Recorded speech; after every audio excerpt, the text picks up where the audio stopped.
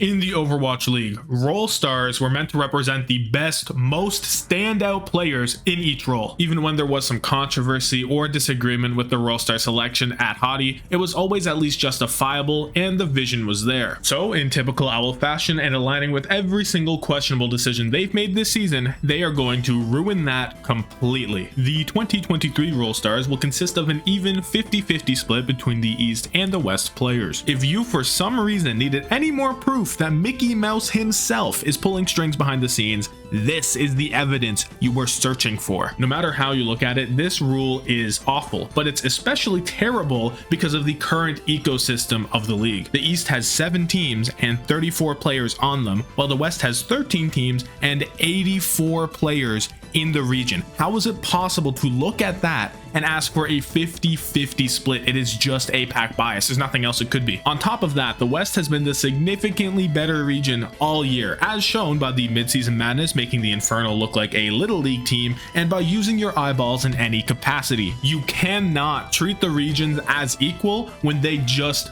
aren't. There's a reason that contenders teams had to be brought in to fill airtime in the East. Now, if it was a single player from APAC guaranteed, I wouldn't be too mad. I don't think anyone would really make a big deal out of it. It's pretty reasonable, and while it wouldn't be any less fraudulent, it's at least justifiable. With this rule though, we'll have players like Fixa genuinely making a case for what's supposed to be a top 4 support player in the league, which is absolutely wild. Bliss is in a situation where Role Star is more obtainable than Rookie of the Year. The other players who have a shot at second support role star in the East are like Farway or Monk. This gets even worse when you consider that only 2 of Fielder, Chio, and Shu can be a role star this year. Plus, Violet, Twilight, and Chorong, who were supposed to be duking it out with Scoot to see who gets that 4th slot, are practically not in the conversation at all anymore. On the bright side for Chio, he is the favorite to win Most Cucked of the Year award after missing an MVP candidacy and probably role star while putting on the best display of main support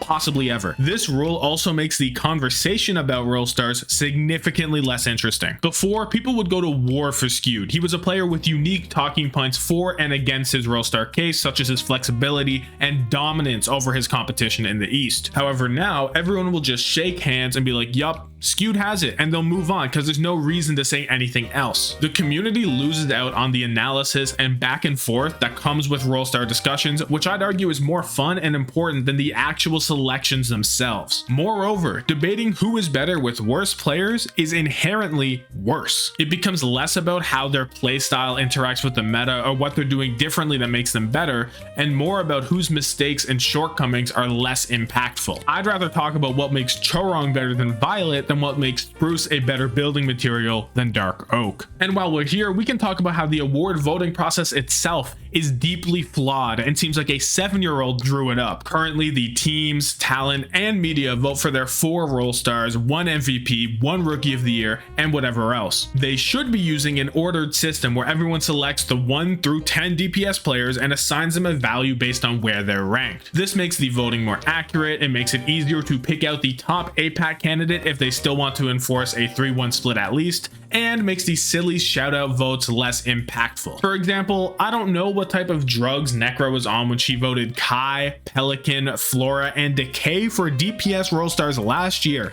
but if everyone had even a microgram of whatever it is, world peace would be achieved. These troll votes, which are surprisingly common, would be used in the less impactful 6 to 10 spots. It also fixes the weird split for 4th place that happened in 2020 because of how this point system works and the possible tiebreakers you can add into it. Now let's take a gander at how the other roles are impacted. In the East, the tank debate is clearly between Hanbin, Mag, and Gushue, while the West is just Someone and Fearless. There really aren't any other valid options to go with. We can pretend that Smurf has a shot if we'd like to be delusional, and if we want to break into a full-on psychosis, we can talk about Donghack. This rule really doesn't matter for the tank selection, as all of the guys in the East easily have a case for top 4, but taking away the option for 3 Western tanks is enough to feel bad on its own. For damage players, the East has Zest, Leave, and Profit, with Shy and MN3 as maybes if we forget Sombra. Also, I am once again pissed off that Choi Se-won is not in the league. Bro deserves a role star more than anybody else in this shit region. As for the West, they suddenly have a very limited pool, with Lip and Stalker being the two easy options, but maybe Happy,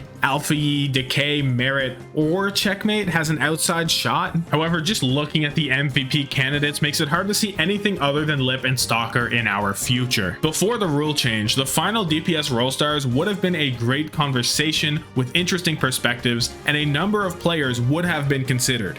But now it just feels boring. In this final season of OWL as we know it, the league has made sure to fuck up every single aspect in some capacity. Even the simple, intuitive, and successful role stars couldn't avoid being tweaked unnecessarily.